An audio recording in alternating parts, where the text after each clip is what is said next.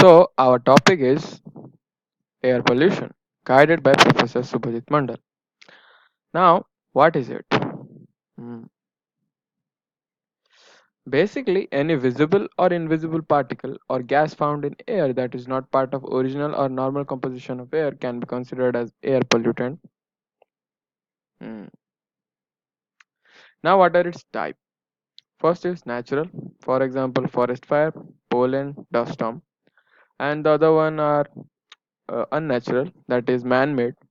Coal, wood, and other fuels used in cars, homes, and factories for energy. On their burning, they release toxic gases. Those are considered as unnatural air pollutants. Now, how is it measured? The answer is air quality index. This indicates whether pollutant level in air may cause health concerns. It ranges from 0 to 500. It is the index. You can see for good air quality, the index is from 0 to 50. There is no health impact. Now, for moderate quality, their index is 51 to 100, and for unhealthy or sensitive groups, it is from 101 to 150. Likewise, it goes on.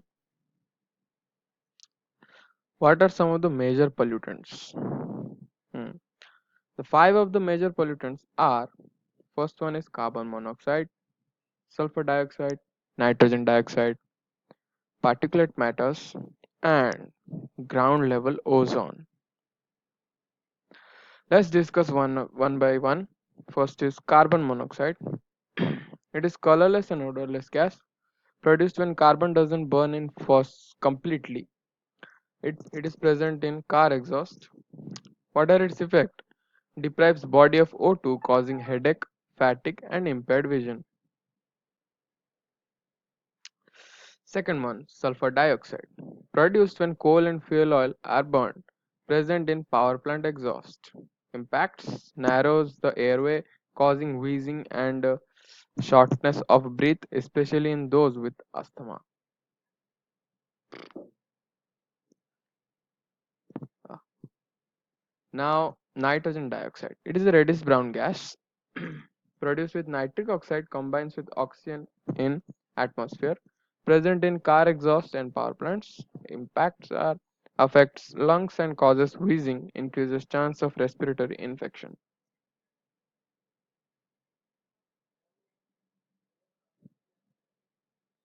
Now, particulate matters. Particles of different sizes and structures that are released into the atmosphere. Present in many sources, including fossil fuels, dust, smoke, fog, etc. These can build up in respiratory systems. Impacts are these aggravate heart and lung disease, increases risk of respiratory infection. Now, ground level ozone. Basically, at the upper level, ozone shields Earth from sun's harmful UV rays, but at ground level, it can be toxic. It is formed from car, power, and chemical plant exhausts. What are its impacts? It irritates respiratory system and asthma, reduces lung function by inflaming and damaging lining of lungs. All these five together form the smog. What is smog basically? It is combination of gases, all those five major pollutants, when they mix up with water, vapor, and dust, they form the smog.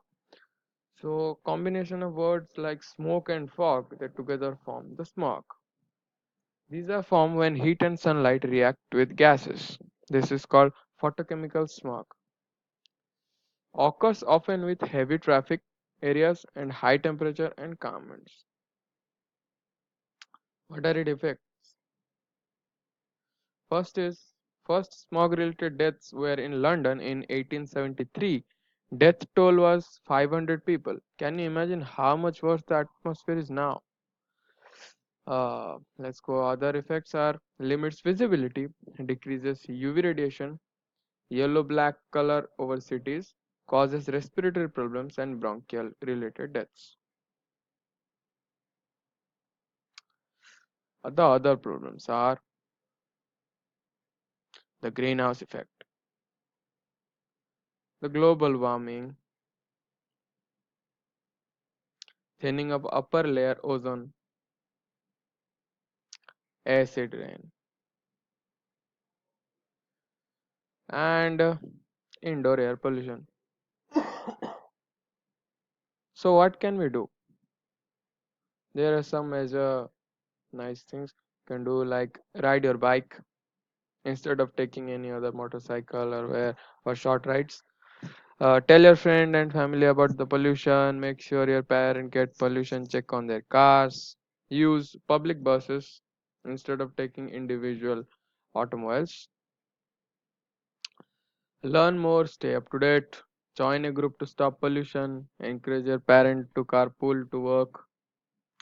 Switch off light, fan, heat, and when you leave the room. So, if you don't want to see our world like this, so please take care of it. References, credits, Sriram Prasad Sau, Shakti Swarup Naik, Siddhant Ray, Ankita Sau, Abhishek Subudhi. Thank you.